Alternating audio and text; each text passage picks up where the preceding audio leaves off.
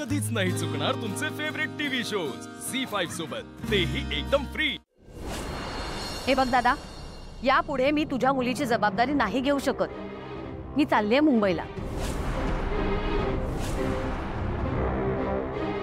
पाहिलं काय ग, तुला पुन्हा तसा भास झाला का? हा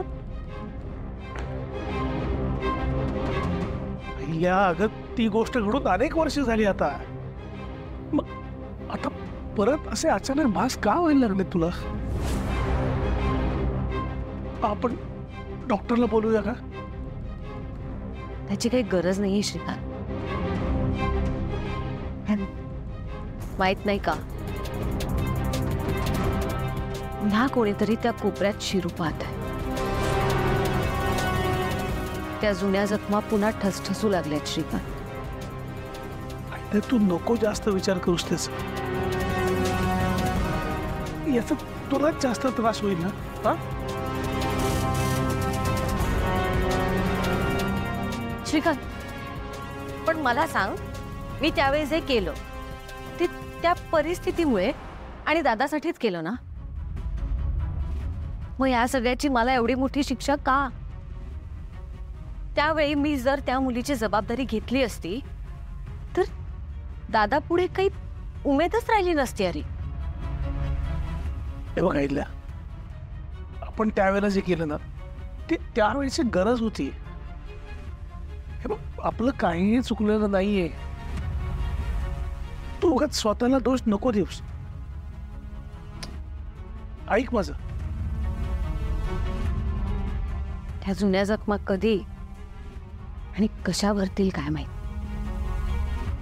श्रीकांत, हे सगळं कधीतरी सुरळीत होईल का रे?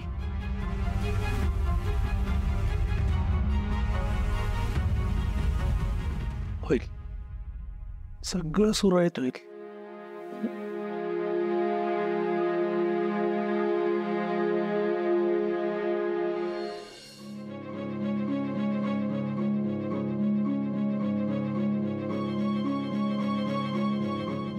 तुला काय वाटलं मी तुला विसरलो? मी कधीच विसरू नाही शकत तुला। पण इथे एवढं काय काय चालू आहे ना की खरंच खरंच डोकंच चालत नाहीये। मुंबई सोडून ते गावी राहायला आलोय प्रीतमच्या प्रेमासाठी। पारूचा नवरा असल्याचं नाटक करतोय, आबासाहेबांचं मन जिंकण्याचा प्रयत्न करतोय। या सगळ्यात आहे ना खूप महत्वाची गोष्ट आहे, ती तुला सांगायची राहिली। या संपूर्ण प्रवासात आहे ना पारू वेगळीच वाटायला लागली मला। म्हणजे एकदम अशी जवळची, हक्काची। ती आसपास नसते ना तेव्हा असं खूप अस्वस्थ वाटतं। असे खूप प्रॉब्लेम्स वाढत जातात, पण ती जवळ असली की असं रिलॅक्स वाटतं। तिच्याकडे प्रत्येक प्रॉब्लेमवर सोल्युशन असतं। तू माझ्या आयुष्यात आल्यावरही आमच्यातली ही केमिस्ट्री अशीच राहील। पारूनी मला जे काही प्रेमाबद्दल, नात्याबद्दल ज्या काही गोष्टी सांगितल्या ते तू माझ्या आयुष्यात आल्यावरच मला कळायला लागतील। आदित्य सर, माफ करा, म्हणजे तुमचं काही महत्वाचं काम चालू होतं का? नाही नाही, कसलं काय? तू इथं काय करतेस? मी बोलत होतो ते ऐकत होतेस का तू? नाही तर काय बोलत होता तुम्ही? काय बोलणार? नाही काय नाही, तितकं महत्वाचं नाही। सर, एक सांगायचं होतं, सांगू? सांग की। जेव्हा तुम्ही बिरमात पडाल ना तुमच्या मनातल्या, तुमच्या आवडीच्या मुलीच्या, तेव्हा ना तुमचा संसार लई भारी होईल बघा। ती मुलगी लई नशिबवान असेल. मी देवाकडे प्रार्थना करेन, तुम्ही जे शोधताय ते तुम्हाला मिळू दे.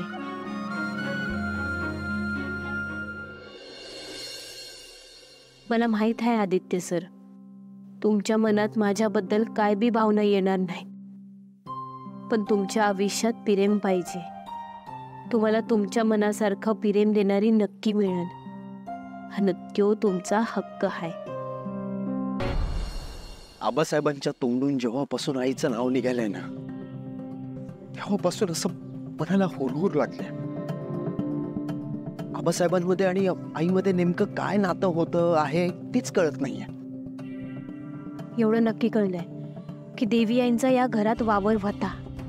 देवी आई आणि आबासाहेब एकमेकांना चांगलंच ओळखत होते. हो, पण त्यांच्यामधलं नातं नेमकं काय होतं हे जाणून घेतलं पाहिजे ना. आई पण कधीच या विषयावर काहीच बोलली नाही यार. बाबा पण नाही बोलले. इतकी वर्ष आमच्यापासून लपून ठेवलं. खरंच जर इतकं जवळचं नातं होतं तर मग हे सगळे इतके लांब कसे काय गेले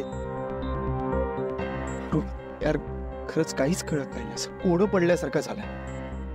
आदित्य सर, मला खात्री आहे देवी आई कधीच काय बी चुकीचं करणार नाही, आणि आबासाहेब बी काय बी चुकीचं करणार नाही. एक मिनिट. आबासाहेब त्या दिवशी बोलता बोलता बोलले की तिने नवरा निवडला. नवरा निवडला म्हणजे श्रीकांत सर? श्रीकांत सरांचा या संदेशशी काही संबंध आहे? बाबा तेव्हा काय बी कळलं झालंय. आदित्य सर, हे बघा, आपल्याला लवकरात लवकर या संध्यातनं काहीतरी मार्ग शोधायलाच पाहिजे. काय करायचं ते बी कळलं झालं. आदित्य सर, आबासाहेब साखरपुड्याच्या तयारीसाठी बाहेर गेले. तुम्ही एक काम करता का? काय? आबासाहेब बाहेर गेलेत तोपर्यंत तुम्ही आबासाहेबांच्या खोलीत जा आणि तिकडं काही पुरावा मिळतोय का हे शोधून काढा. वेडी आहेस का? नाही सर, तुम्हाला करावं लागेल हे. ऐका तुम्ही माझं. तुम्ही आबासाहेबांच्या खोलीत जाऊन शोधाशोध करा. तोपर्यंत मी मंदा मावशीकडे जाऊन चौकशी करते. हे बघा आदित्य सर, आपण त्या दोघांच्या नात्यामधलं सत्य शोधून काढलं ना, तरच आपल्याला प्रिया मॅडम आणि प्रीतम सरांबद्दल देवी यांना आबासाहेबांशी बोलता येईल. तुम्ही समजून घ्या सर. तुम्ही जा. पारू, पण विसर केलो आणि कोणी बघितलं वगैरे तर? पण नाही बघणार. तुम्ही जा म्हणलं ना, जा.